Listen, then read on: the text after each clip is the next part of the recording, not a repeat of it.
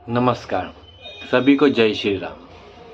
आज हम बात करेंगे चारों धाम में से एक धाम की, जिसका नाम है गया धाम।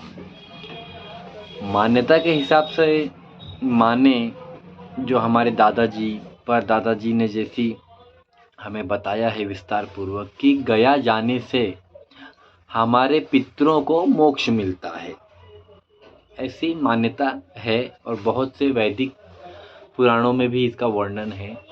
तो ये गया जो स्थान है वो आया कहाँ से, मतलब कैसे स्थापित हुआ या क्यों वहीं पर स्थापित हुआ, इसके बारे में मैं आपसे ये कहना चाहूँगा कि अगर आप सभी को पता है तो ठीक है, और नहीं पता तो मैं ये कहना चाहूँगा आप सभी को कि आप सभी ने भगवान के बारे में सुना है या आपकी आस्था होती है भगवान के बारे में, चाहे वो कोई भी भगवान हो, नन ऑफ आपकी शिव शंभू जी, महाकाल जी, विष्णु भगवान, गणपति जी, कार्तिकेय भगवान जी, हनुमान जी, राम भगवान, परशुराम भगवान, कोई भी भगवान। गया जो आज एक पावन पवित्र स्थल है जहाँ पर सब जाते हैं दर्शन के लिए, चारों धामों में एक धाम गया गजाधर कहा जाता है जिसे, कहाँ से स्थापित हुआ, कैसे आ गया, किसी को जानकारी है या नहीं है? अगर है तो बहुत अच्छी बात है, नहीं है तो मैं आपको बताऊंगा। एक समय असुरों की प्रजाति में एक गया सुर नाम का असुर था। असुर होने के बाद भी उसके अंदर जो भावना थी वो भक्ति भावना थी, और वो विष्णु जी का बहुत ही बड़ा भक्त, परम भक्त था। मान्यता ये है कि गयासुर ने आज तक कभी, या जब तक उसकी जीवन शैली चली तब तक उसने कभी अधर्म का साथ नहीं दिया, केवल और केवल धर्म का ही विख्यापन करते रहा। उसके बाद में जब गयासुर को ब्रह्मा जी ने उस पर एक बात कही थी, ब्रह्मा जी ने गयासुर से एक आशीर्वाद, एक कहते हैं ना कि मैं आपको ये आशीर्वाद देता हूँ या मैं आपको आपकी इच्छा पूर्ति के लिए एक वरदान देता हूँ, उस प्रकार की कथा है ये। गयासुर जो था वो विष्णु जी का परम भक्त था, तो वो विष्णु जी की आराधना करने के लिए जगह पर बैठ गया। आज का जो गया धाम है वो गयासुर का मुख्य जन्म स्थान है। तो गयासुर जो थे उन्होंने विष्णु जी की आराधना करनी चालू की थी। विष्णु जी की आराधना करने के लिए उन्होंने कई जन्मों या कई वर्षों की तपस्या के बाद उन्हें विष्णु जी के दर्शन प्राप्त हुए थे, और उन्हें यह आशीर्वाद मिला था कि यह गयासुर के नाम से ये 500 किमी वर्ग में फैला हुआ ये गयासुर, क्योंकि उसकी छवि, उसका डील बहुत ही उम्दा था, बहुत ही ऊपर था, बहुत ही विशाल था वो। तो जब उसने देखा कि जब वो विष्णु जी की आराधना में लीन है, विष्णु जी की भक्ति में लीन है, विष्णु जी का ध्यान कर, उसके शरीर से अत्यधिक अजब ही तेज की विख्याति फैल रही है। जितने भी पापी कर्मी थे वो सब गयासुर के उस तेज की दर्शन करने पर उनके सारे पाप मुक्त होते और वो वैकुंठ धाम की ओर प्रस्थान करते थे। इस पर ब्रह्मा जी ने यह सोचा कि अगर सब पापी केवल इनके दर्शन मात्र से स्वर्ग की ओर या वैकुंठ धाम की ओर चले जाएंगे तो नरक में कौन जाएगा।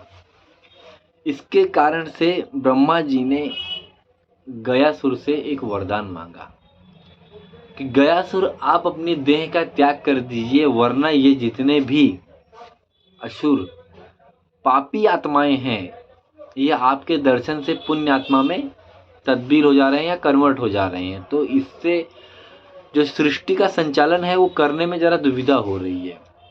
गयासुर ने केवल विष्णु जी के या ब्रह्मा जी के शब्दों का मान रखने के लिए अपनी देह का त्याग कर दिया, और उन्हें यह वरदान मिला कि आज से जो भी व्यक्ति गया में आप आकर अपने पितरों को मोक्ष दिलवाएगा, उसके पितरों को केवल ही केवल स्वर्ग और वैकुंठ की प्राप्ति होगी।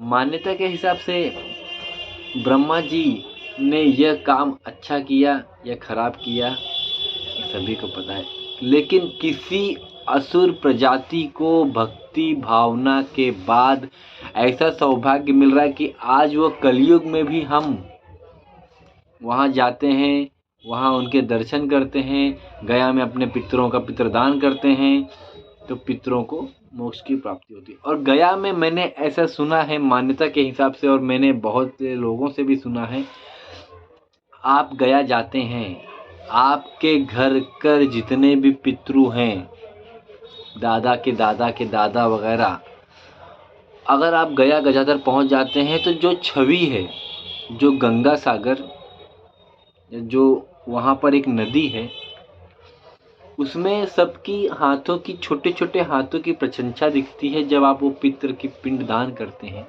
पितृ का दान करते हैं आटे के गोले को, तो उसमें छोटी छोटी हथेलियाँ दिखती हैं।